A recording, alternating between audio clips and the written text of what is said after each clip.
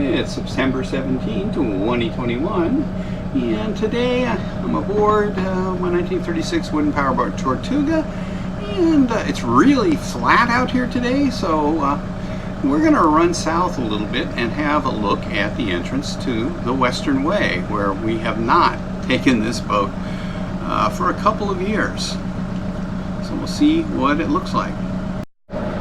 And I will insert a picture of our track, which I will take after we get back to show you where we went.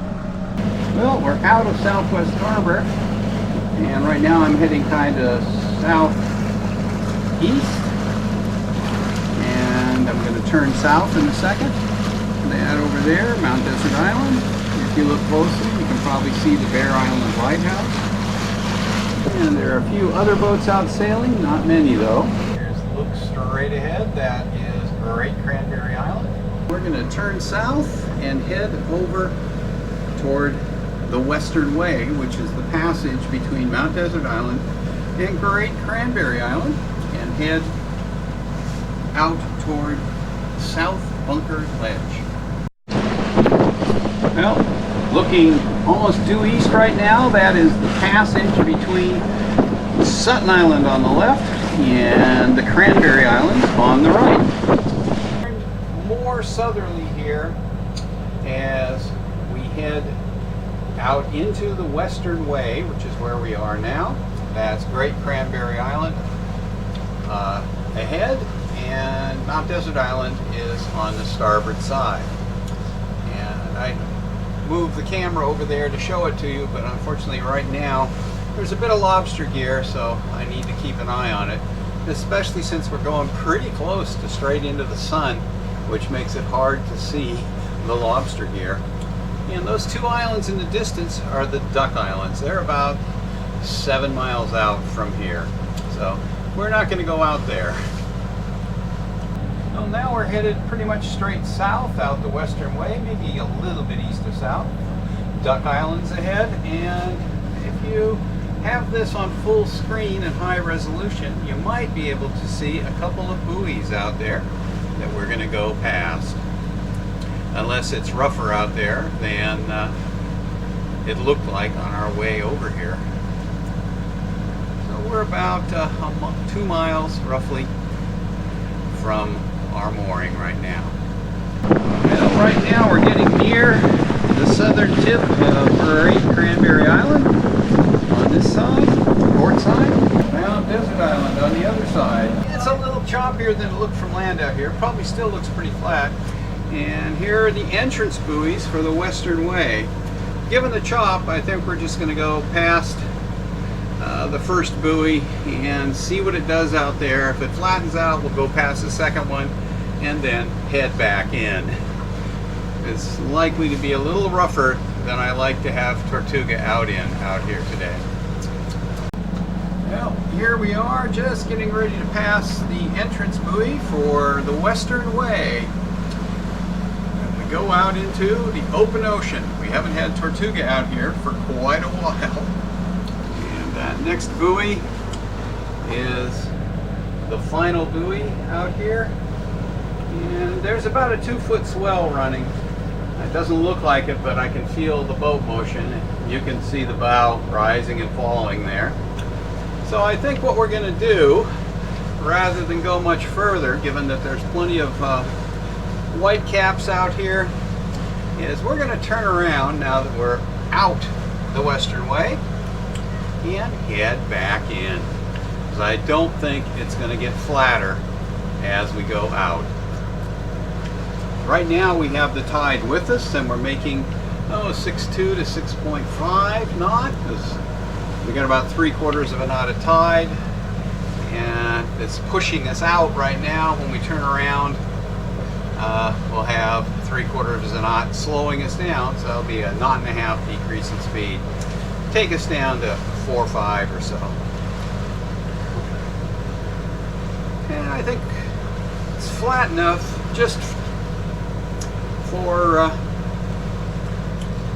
reasons of completeness and the fact that we're only a couple hundred yards from it.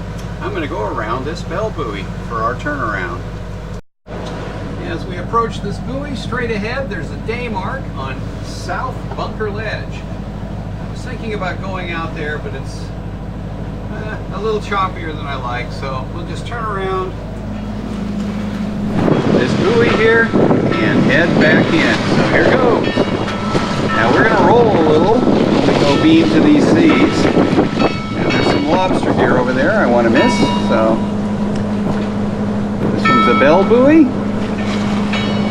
Bell buoys have an actual bell with clappers that hit the bell. Gong buoys have several different sort of gongs that the clappers hit, and you get multiple tones. So here we go, we've turned around, we're heading back in. In just a second I'll take a look and see what our boat speed is doing now. Yeah, we went from 6.2 knots over ground down to 4.7, which is about what I thought we would do. And these seas are coming in on the aft quarter and rolling us just a little, not too bad, but we'll be out of them pretty soon. Well, I'm heading closer to Great Cranberry Island to get out of the swell, and this is the man-set shore of Mount Desert Island, and the long gravelly looking beach over there is Seawall, where I often stop to do my national park videos. Now this is the western shore of Great Cranberry Island. There's the southern tip. And we're just running in closer to the island because it's breaking up the swell. And the downside of running in here is there's more lobster gear. Of course, running this way as opposed to running out the western way, I can see all the lobster gear much better. It shows up a lot better with the light behind us. And there are the hills of Mount Desert Island ahead as we approach from the south. Okay, we're out from behind Great Cranberry. The more distant island is Little Cranberry, and Sutton Island, and down east, if you look closely right along the horizon, you can see a fog bank, which is not exactly unusual for down east. Yeah, we're still cruising north along the western shore of Great Cranberry Island. That cove right there has a trail that comes out to it from sort of the center of the island.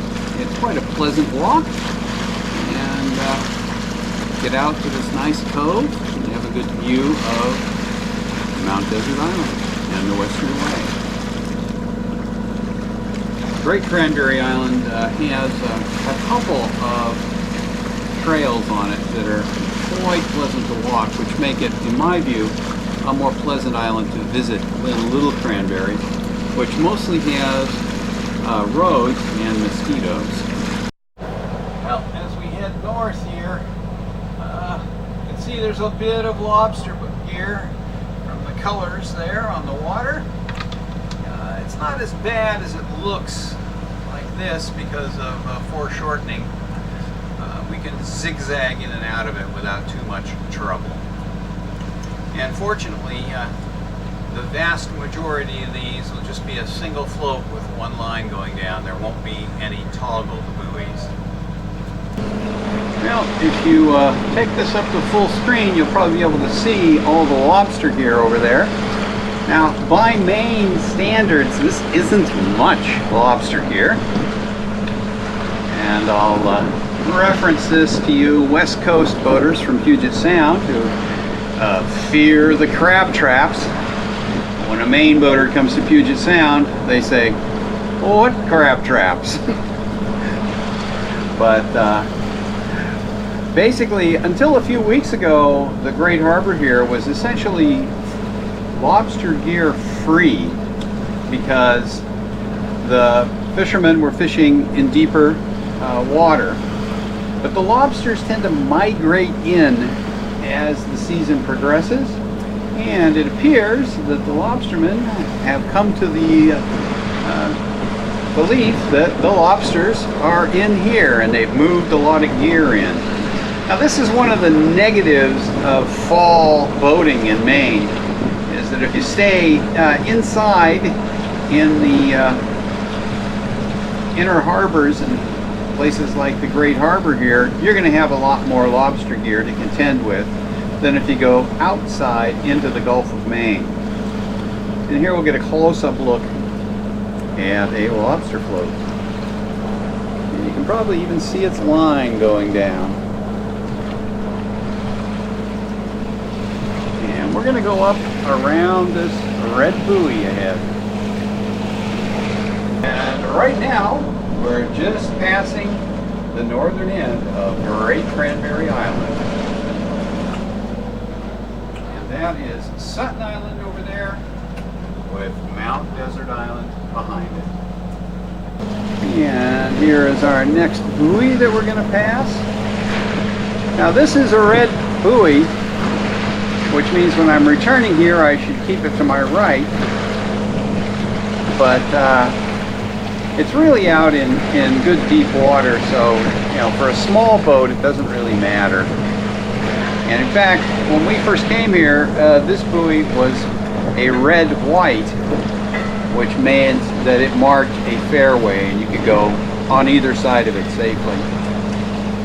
I'm going to cut close to this buoy because it is a gong buoy in contrast to the bell buoy we went around out at the entrance to the Western Way.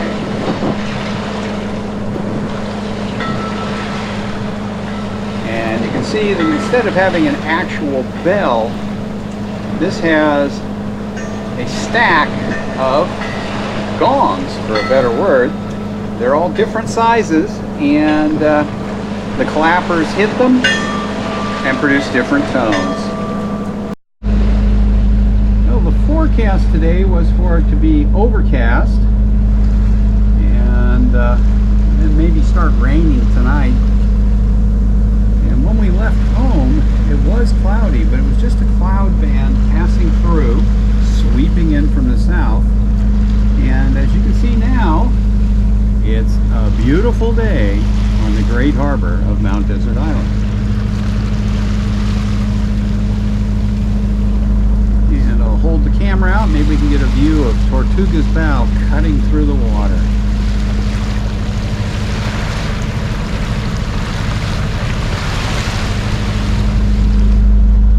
Now, I'll find out if that worked when I edit this. Okay, we're getting close. There's Southwest Harbor. You can see all the moored boats in there. And in about a month, most of those boats will be hauled out. Certainly the vast majority of the sailboats will be gone. Typically in a winter, there might be 2 or 3 sailboats in the harbor from people who decide to winter over on their mooring. And the harbor looks very, very different in the winter than it does in the summer. Another view looking into Southwest Harbor, you can see just how many sailboats there are in the harbor here on September 17, 2021. Well, this cruise is coming to an end as we enter the outer edge of the mooring field here in Southwest Harbor. And we'll be back in the marina in 7 to 10 minutes. Hope you enjoyed coming along for the ride as we went out the Western Way to the Gulf of Maine. So, hope you enjoyed it. Thanks for watching. And if you did like it, please subscribe.